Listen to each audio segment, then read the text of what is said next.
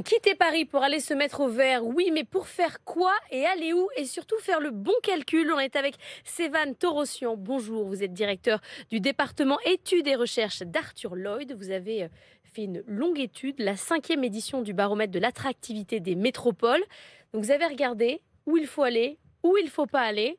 Et surtout, est-ce qu'il faut vraiment quitter Paris? Est-ce qu'on va y gagner quelque chose ou c'est juste un rêve, un fantasme et que finalement on est mieux à rester au niveau du fantasme? Bonjour Laure. Alors c'est vrai qu'aujourd'hui on se pose tout un tas de questions avec cette pandémie qui est née. De nouvelles aspirations sont nées. On a de nouvelles attentes autour de la qualité de vie.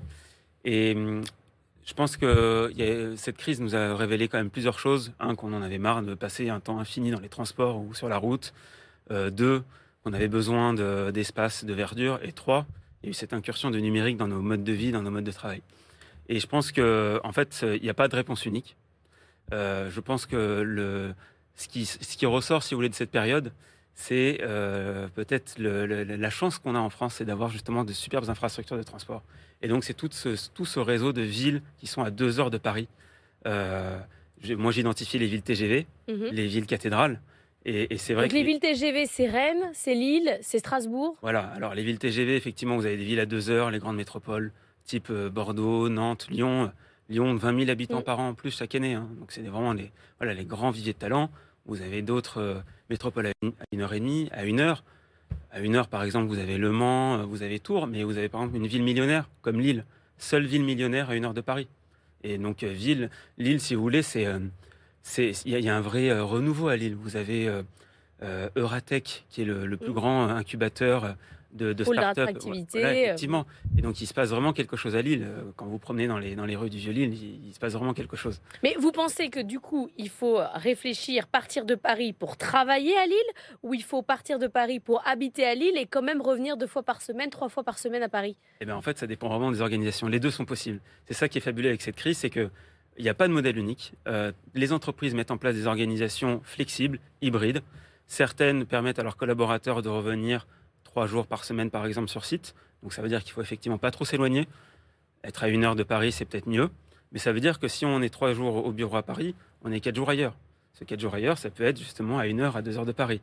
Et comme on a la chance d'avoir un réseau de transport exceptionnel en France, on adore s'autoflageller, mais on peut traverser le pays en moins de 2 heures, faire 500 ou 600 km. Sur le réseau TGV, hein. Sur Évidemment, l'intra-ville, il faut quand même pouvoir aller à Paris, sinon. évidemment, évidemment. Mais du coup, quand on lit votre étude, on se dit qu'est-ce qu'on fait encore ici?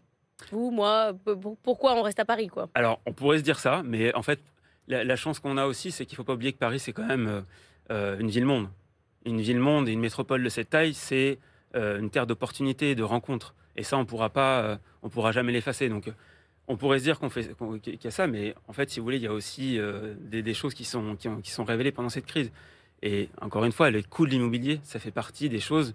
Nous, on s'est tous retrouvés dans des appartements exigus.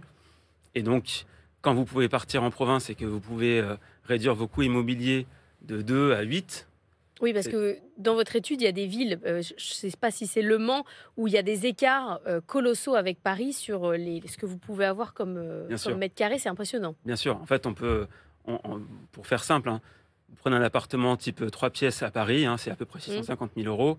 Vous allez le payer 2 fois moins cher à Lyon. Alors, c'est des moyennes, évidemment. Mm. 2 fois moins cher à Lyon. Et à Amiens, vous allez payer 150 000 euros. Et donc, en fait, on a ce facteur comme ça de 1 à 6. Pour les maisons, c'est pareil. Une maison à Paris, 1,4 million, bonne chance pour la trouver, hein, d'ailleurs. 700 000 euros dans les Hauts-de-Seine. Dès que vous allez aller à Nantes, par exemple, ou à Bordeaux, dans la périphérie de Bordeaux, 400 000 euros. Alors, c'est des moyennes, toujours, hein, je précise, mais on Sauf qu'il réduit. faut bien mettre son coût de transport. Voilà, c'est ça. C'est qu'il y a les coûts immobiliers, effectivement, pour les collaborateurs. Il y a les coûts immobiliers pour l'entreprise, hein, parce que les loyers de bureau sont très chers à Paris, ils le sont beaucoup moins en région. Et effectivement, il y a les coûts de transport, il y a les coûts de déplacement. Et là, moi, j'identifie 2 choses sur les coûts de déplacement, parce que c'est un budget important. Quand on est à Paris, on n'a pas forcément besoin d'une voiture. Mhm. En région, effectivement, dès qu'on s'éloigne des centres-villes, je pense que c'est toujours bien en le rappelant, mais les fréquences de bus à 10 km d'une ville moyenne, c'est pas la même chose que les fréquences de métro. Et donc, on est obligé d'avoir une voiture, parfois deux. Une voiture, combien ça coûte quand on met tous les coûts, l'achat, l'entretien, l'essence, etc. C'est 4 à 800 euros par mois. Vous en avez deux, bah, vous doublez. Donc, il faut prendre ce coût en compte, effectivement. Et il faut prendre en compte le coût de l'abonnement du TGV. 300 à 600 euros par mois. La moitié est prise en charge par l'employeur. Certains proposent d'aller... Quand il est sympa, hein. Voilà. Donc certains proposent d'aller au-delà quand ils sont très sympas. Mais effectivement, il y a des coûts qu'il faut avoir en tête, autres que l'immobilier. On parle de villes qui aujourd'hui sont devenues attractives pour les Parisiens avec une espèce de fuite de la population. Est-ce que vous pensez que des villes comme Le Mans, on citait Reims tout à l'heure, sont en capacité d'accueillir comme ça une population grandissante? On voit les embouteillages se développer, on voit le manque de places de crèche. Est-ce que tout d'un coup, finalement, ça ne va pas devenir l'enfer d'aller dans ces villes moyennes? Alors, je pense qu'on en est... on en est encore loin dans les villes moyennes. Peut-être que dans certaines grandes métropoles régionales, on commence à avoir ce syndrome un peu parfois de la thrombose sur certains périphériques. Vous voyez, à Vannes, vous pouvez plus circuler. Je vous prends que ça. Le mardi après-midi, c'est plein, quoi. C'est plein. Oui, alors c'est vrai que ça dépend, j'ai envie de vous dire. Et c'est pour ça que vous avez des villes moyennes qui ont mis en place très tôt des transports en commun. Prenez l'exemple, par exemple, de Reims. Reims, c'est intéressant comme exemple, vous le citiez. C'est à la fois une ville TGV et une ville cathédrale. Et donc, en fait, Reims, c'est pas seulement le champagne, c'est aussi des entreprises qui sont venues s'installer, c'est des opportunités d'emploi, c'est aussi une ville étudiante. Vous avez 35 000 étudiants à Reims, le premier campus de Sciences Po en province.